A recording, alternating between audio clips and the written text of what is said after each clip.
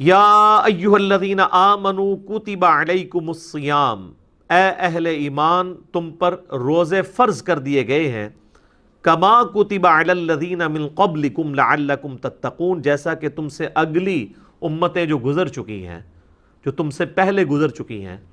ان پر فرض کیے گئے تھے تاکہ تم تقوی کی روش اختیار کر سکو۔ رمضان شریف کی آلموسٹ آمد ہے 1441 ہجری میں، اور یہ اللہ کی طرف سے کرامت ہوئی ہے کہ شعبان کے آخری عشرے میں ہماری یہ آیات الحمدللہ رمضان المبارک سے ریلیٹڈ آئی ہیں۔ رمضان المبارک کے جتنے بھی احکامات ہیں کتاب و سنت کی روشنی میں نے بڑی ڈیٹیل کے ساتھ ان کے اوپر ایک لیکچر ریکارڈ کروا دیا ہے، جو کہ آلموسٹ 5 نشستوں میں ہے۔ مسئلہ number 53A، B، C، D اور E، اور ہر نشست آلموسٹ 1.5 گھنٹے کی ہے، جس میں رمضان شریف سے ریلیٹڈ ہر چیز کور کی گئی ہے جو کوئی پوچھ سکتا ہے۔ وہ کلپس بھی میں نے بھائیوں کو بتا دیا ہے، وہ وقتاً فوقتاً رمضان شریف کے پہلے عشرے میں ہی آلموسٹ سارے کے سارے کور کر لیں گے ہم۔ سورۃ البقرہ کا یہ رکوع بھی اس میں کور ہوگا، اس کے بعد بخاری مسلم کی روشنی میں 17 صحیح الاسناد احادیث، اور جو سحری کے افطاری کے احکام و مسائل ہیں، اسی طریقے سے عورتوں کے روزے کی رخصت کیا ہے، مسافر کے روزے کی رخصت کیا ہے، قضاء کا اور کفارے کا کیا معاملہ ہے، مریض سے ریلیٹڈ کیا چیزیں ہیں، ٹیکہ لگانے سے روزہ ٹوٹتا ہے نہیں ٹوٹتا، جتنے بھی جدید اور قدیم فقہی احکام و مسائل ہیں آلموسٹ 40 کے قریب ہیں جو اس میں ہم نے کور کیے ہیں۔ ایک ایک حدیث کا انٹرنیشنل نمبر اس میں بتایا ہے، تو وہ انشاءاللہ ہمارے یوٹیوب چینل کے اوپر تو آلریڈی اپلوڈڈ ہیں، دوسرے جو ہمارے ان آفیشیل یوٹیوب چینلز ہیں ان کے اوپر سے خصوصاً مسلم اونلی سے وہ انشاءاللہ اپلوڈ ہوں گے، اور ہمارے فیس بک جو ہے انجینئر محمد علی مرزا، اس کے اوپر یہ انشاءاللہ تعالیٰ ساتھ ساتھ اپلوڈ ہوں گے۔ آپ کو واٹس ایپ گروپس میں بھی انشاءاللہ تعالیٰ وہ کلپس آنا شروع ہو جائیں گے انشاءاللہ تعالیٰ۔ حصول برکت کے لیے میں 2-3 حدیثیں بیان کر دیتا ہوں۔ بخاری اور مسلم دونوں کی حدیث ہے کہ نبی صلی اللہ علیہ وآلہ وسلم نے فرمایا، جب رمضان کا مہینہ آتا ہے تو اللہ تعالیٰ جنت کے دروازوں کو کھول دیتا ہے اور جہنم کے دروازوں کو بند کر دیتا ہے، اور سرکش شیاطین کو قید کر دیتا ہے۔ تمام شیاطین نہیں، سرکش شیاطین۔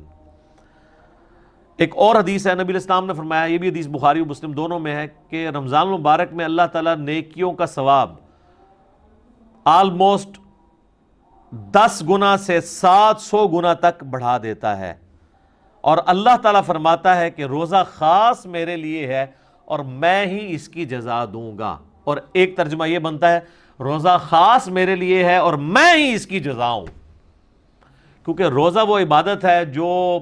جب تک کوئی شخص ایکسپوز نہ کرے نا، آپ کسی کو جج نہیں کر سکتے۔ نماز تو فزیکلی پڑھتا ہوا نظر آ جائے گا، تو روزہ ایک ایسی عبادت ہے جو خاص میرے لیے ہے اور میں ہی اس کی جزا دوں گا۔ بخاری مسلم میں ایک حدیث یہ بھی موجود ہے، نبی علیہ السلام نے فرمایا کہ ایک جنت کا دروازہ ہے جس کا نام ہے الریان، وہ خاص ان لوگوں کے لیے ہے جو رمضان المبارک کے روزے رکھنے والے ہیں، کہ وہ اس دروازے سے داخل ہوں گے۔ پھر بخاری اور مسلم کی ایک اور حدیث ہے، نبی علیہ السلام نے فرمایا، جس نے ایمان اور احتساب کے ساتھ رمضان المبارک کے روزے رکھے، ایمان اور احتساب یعنی ایمان کے ساتھ اور احتساب ہے اصلاح نفس کی کوشش پلس ثواب کی نیت خالصتاً اللہ کے لیے، تو اللہ تعالیٰ اس کے پچھلے سارے گناہ معاف فرما دے گا۔ جس نے ایمان اور احتساب کے ساتھ رمضان المبارک کی راتوں کا قیام کیا، اللہ تعالیٰ اس کے پچھلے سارے گناہوں کو معاف کر دے گا۔ جس نے ایمان اور احتساب کے ساتھ شب قدر کا قیام کیا، اسے پچھلے سارے گناہ اللہ تعالیٰ معاف کر دے گا۔ اور یہ میں نے سب سے آسان طریقہ اس میں بتایا کہ آپ ایٹ لیسٹ عشاء اور فجر کی نماز کا اہتمام کریں کہ کوئی رکعت فوت نہ ہو۔ صحیح مسلم میں حدیث ہے، ایک تابعی کہتے ہیں میں مسجد میں بیٹھا تھا، مسجد نبوی کے اندر، حضرت عثمان غنی رضی اللہ تعالیٰ عنہ علیہ السلام کا دور تھا، تو مغرب کی نماز کے تھوڑی دیر بعد حضرت عثمان مسجد میں آ گئے، اور مجھے انہوں نے کہا کہ بیٹا میں نے نبی علیہ السلام سے یہ خود سنا تھا کہ جو شخص عشاء کی نماز جماعت سے ادا کر لے گویا اس نے آدھی رات کا قیام کیا، اور جو فجر بھی جماعت سے پڑھ لے گویا اس نے پوری رات کا قیام کیا۔ تو یعنی وہ بتانا چاہ رہے تھے کہ میں عشاء کی نماز سے اتنی دیر پہلے مسجد میں اس لیے آ گیا ہوں تاکہ عشاء کی جماعت چھوٹے نہ. آج کل تو مشکل نہیں ہے کیونکہ ہم لوگ تو رات کو سوتے ہی 12 بجے کے بعد ہیں. ان زمانوں میں لوگ بڑے جلدی سو جاتے تھے, اسی لیے مغرب کے بعد سونے کی ممانعت بھی آئی ہے. پورے دن کی مزدوری فجر کے وقت اٹھے ہوئے ہوتے تھے, عشاء اتنی مشکل ہو جاتی تھی. اسی لیے تو ہے بخاری مسلم میں کہ منافقین پہ 2 نمازیں بھاری ہیں, فجر اور عشاء کی. اور خصوصاً عشاء کے لیے بھی آیا بخاری مسلم میں کہ اگر یہ جان لیتے تو اپنے سرین کے بال گھسیٹتے ہوئے آتے ہیں مسجد کے اندر. اور فجر کے بارے میں سنن نسائی میں آیا کہ میرا دل کرتا ہے ان لوگوں کے گھروں کو آگ لگا دوں جو مسجد میں نماز نہیں پڑھتے, فجر کی نماز کے بارے میں بھی. اور بخاری مسلم میں یہ الفاظ جو ہیں وہ عشاء کی نماز کے بارے میں بھی آئے. تو آج کے زمانے میں آپ ذرا عشاء کو نہ قیاس کریں. آج کل تو عشاء سب سے آسان ہے ہماری نمازوں میں, کیونکہ ہماری جو روٹین ہے لائف کی وہ بدل چکی ہوئی ہے. اس لیے ہم اس تکلیف کا احساس نہیں کر سکتے جس سے صحابہ کرام گزرے.